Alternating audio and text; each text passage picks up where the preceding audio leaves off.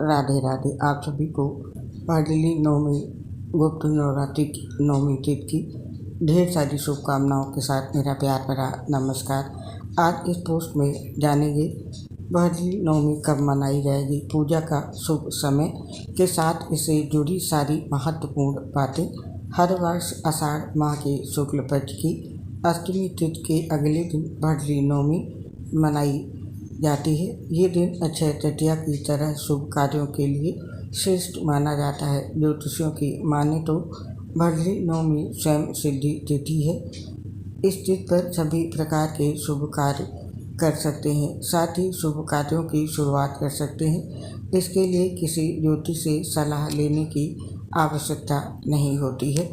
आइए ज्योतिषाचार्य जिसे जानते हैं पाडली नवमी की तिथि के साथ शुभ मुहूर्त और जानते हैं इसकी पूजा विधि। सबसे पहले जानते हैं पाडली नवमी का महत्व क्या है। आषाढ़ शुक्ल पक्ष की नवमी यानी कि गुप्त नवरात्रि की नवमी तिथि कई नामों से जानी जाती है। इसे पाडली नवमी, भड़रिया नवमी, भड़ल्या नवमी, भद्रिया नवमी, पाडली नवमी, कदर नवमी आदि नामों से जानी जाती है। देवी पूजा का दिन होने से ये एक अभूत मुहूर्त है। मान्यता है कि आषाढ़ शुक्ल पक्ष नवमी यानी कि गुप्त नवरात्रि की नवमी पर किसी अच्छे काम के लिए कोई शुभ मुहूर्त देखने की जरूरत नहीं होती। इस दिन विवाह दंपति के लिए सौभाग्य और दिव्य आशीर्वाद वाला होता है। पाडली नवमी तिथि शादी विवाह के लिए शुभ मानी जाती है। मान्यता है कि आषाढ़ शुक्ल नवमी यानी कि पाडली नवमी पर काम शुरू करने से पूरे जीवन उसमें बाधा नहीं आती है और इस दिन गुप्त नवरात्रि का भी विश्राम होता है। इस दिन माता की पूजा से ये दिन बेहद शुभ होता है। इसके अलावा इस दिन भगवान विष्णु की पूजा समेत अन्य धार्मिक कार्य करने का विधान है। पाडली नवमी पर शुभ योग से भगवान शिव की पूजा करने से सभी तरह की मनोकामनाएं पूरी होती है, इसीलिए ये अभूत मुहूर्त और विशेष बन जाता है। और इस साल पाडली नवमी पर कई शुभ योगों के निर्माण से इसका महत्व बहुत अधिक बढ़ गया है। आइए जानते हैं पाडली नवमी का शुभ मुहूर्त का समय। शुक्ल पक्ष की नवमी तिथि 14 जुलाई को शाम को 5:26 पर शुरू होगी और वहीं इसका समापन 15 जुलाई को शाम को 7:19 पर होगा। इस समय में शिव परिवार की पूजा करके शुभ कार्य कर सकते हैं। ये था इस दिन का शुभ मुहूर्त का समय। और अब जानते हैं पाडली नवमी पर बनने वाले शुभ योग के बारे में और उनके समय के बारे में। इस साल पाडली नवमी पर 7 शुभ योग बनेंगे। पाडली नवमी पर एक साथ 7 शुभ योग का निर्माण हो रहा है। माना जाता है कि इन योग में भगवान शिव की पूजा करने से सभी प्रकार के मनोरथ सिद्ध हो जाते हैं। इस योग का निर्माण सुबह 7 बजे तक है। इसके बाद साध्य योग का संयोग बन रहा है। साध्य योग 16 जुलाई को सुबह 7:19 तक है और आषाढ़ माह के शुक्ल पक्ष की नवमी पर रवि योग का निर्माण हो रहा है। इस योग का निर्माण दिन भर है। ज्योतिष रवि योग को शुभ मानते हैं।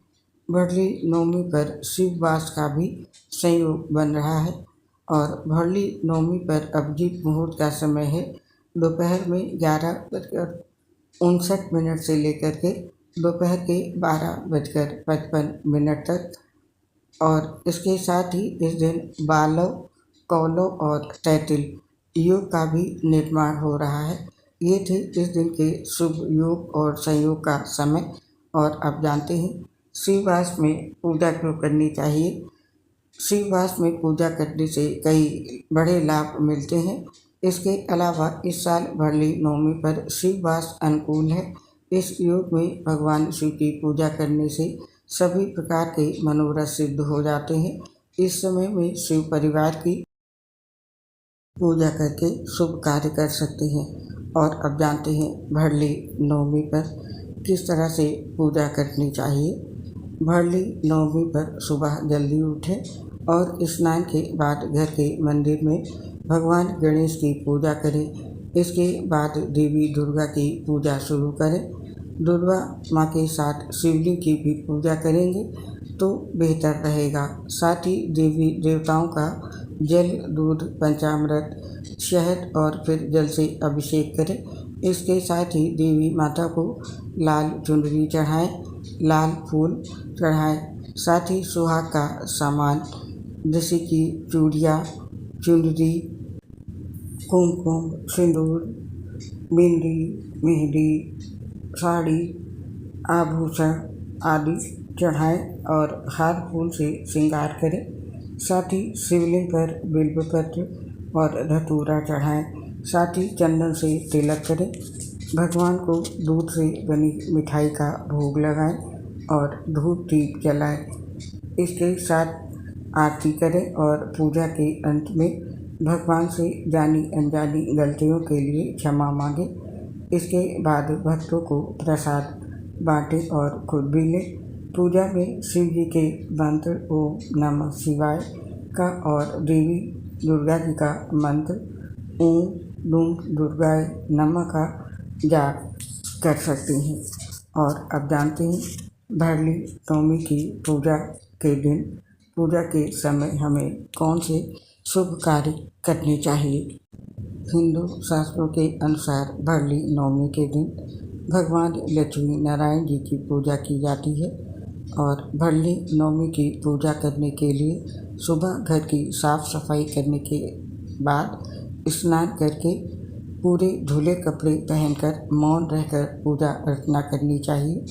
इसके साथ ही पूजा के दौरान भगवान को फूल, धूप, दीप और नैवेद्य चढ़ाना चाहिए। पूजा में बेलपत्र, हल्दी, कुमकुम या केसर से रंगे हुए चावल, साथ में पिस्ता, बादाम, काजू, लौंग, इलायची, गुलाब या मोगरे का फूल, साथ में किशमिश और सिक्का आदि भगवान के सामने समर्पित करना चाहिए। और इसके बाद पूजा में प्रयोग हुई सामग्री को किसी ब्राह्मण या फिर मंदिर में दान कर देना चाहिए। ऐसा करने से भगवान लक्ष्मी नारायण प्रसन्न होते हैं और भक्त की इच्छा पूरी करते हैं।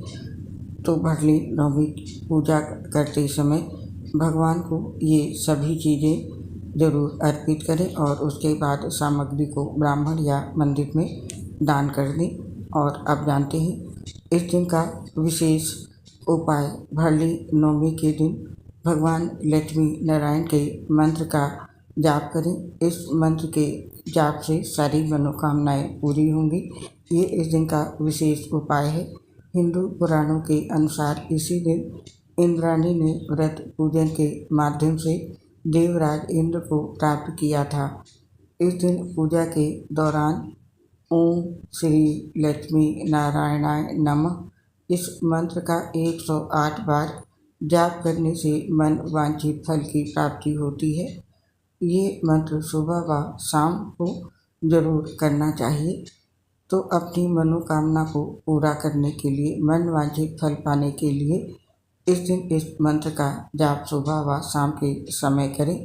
तो ये थी भरली नवमी 2024 से संबंधित समस्त जानकारी। आप और आपके पूरे परिवार पर भगवान श्री लक्ष्मी नारायण माता लक्ष्मी का आशीर्वाद सदैव बना रहे, इसी कामना के साथ आप इस पोस्ट को समाप्त करने की आपसे आज्ञा चाहते हैं। आपसे शीघ्र मिलेंगे फिर किसी नई पोस्ट के साथ। तब तक के लिए आप सभी को मेरी प्यार भरी राधे राधे। आपसे अपनी एक समस्या शेयर कर रहे हैं।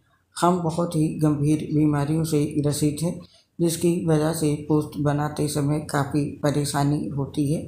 सांस फूलने की वजह से आवाज़ सही नहीं आती है। इसके लिए साथियों हमें क्षमा कर दें और अपना सहयोग हमारे साथ बनाए रखें। उम्मीद करती हूँ हमारे स्वास्थ्य की समस्या को समझकर आप सभी साथी हमारा सहयोग करेंगे। इसके लिए आप सभी का हृदय से बहुत बहुत धन्यवाद। जय श्री राधे कृष्ण। राधे राधे। हर हर महादेव।